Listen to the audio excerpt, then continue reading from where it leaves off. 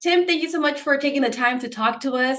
You've been pretty busy this 2023, back-to-back victories, back-to-back KOs, and now you're ready for your third fight this year against Brian Mendoza. Talk to me about how fighting so frequently has helped you out. Yeah, I think just consistency, being able to just keep putting it on the line, growth, and I enjoy what I do. So, what's the point sitting on your butt at home and doing nothing if you can keep keep working hard and keep striving for something. Absolutely. Now, in your last fight against Carlos Ocampo, you made quick work, knocking him out in the first round. How do you visualize this fight against Mendoza going down? Yeah, I think you never really think about knocking someone out in 70 seconds, but you always play for the 12 rounds. You always think for the long, hard fight. And if it comes early, it comes early. It's just a little Kinder surprise. You never know what happens. In your rival's last fight, maybe it didn't come in 70 seconds, but he did pretty much stun the world when he knocked out Sebastian Fundora. It was an upset of the night. Were you surprised by that? What do you make of that victory that he had? Yeah, I think it was a great victory for him.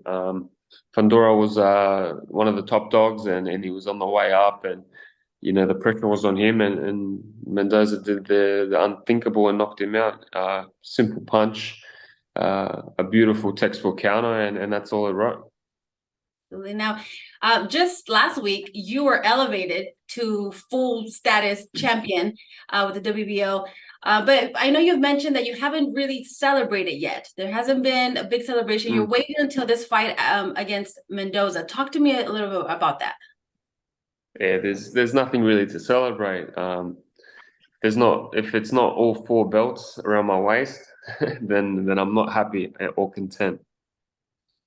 I like that. The four belts perfectly segues into my next question. This fight against Charlo, I know it was scheduled. It was expected to happen in January, and then it fell through. With the victory on Saturday night, do you envision that we can finally get closer to that fight and see that undisputed opportunity for you?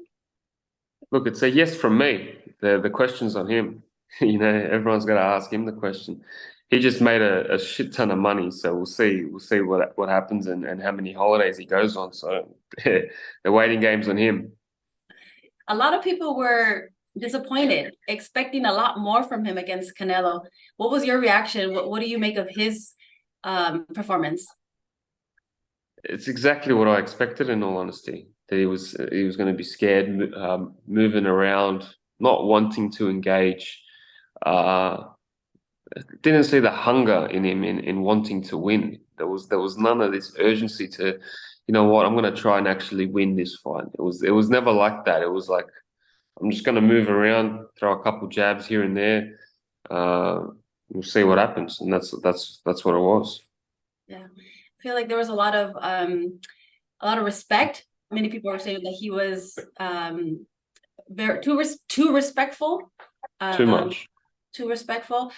Do you feel, however, that he's being disrespectful to you by mispronouncing your name every interview that I hear? I hear him calling you Tim Tszyu. Yeah, yeah.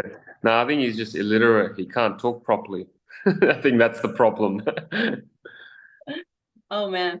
Well, Tim, I appreciate the time that you've given us. I look forward to seeing you back in action this Saturday against Brian Mendoza. Thank you so much. Best of luck. No, thank you. Appreciate that. Thank you.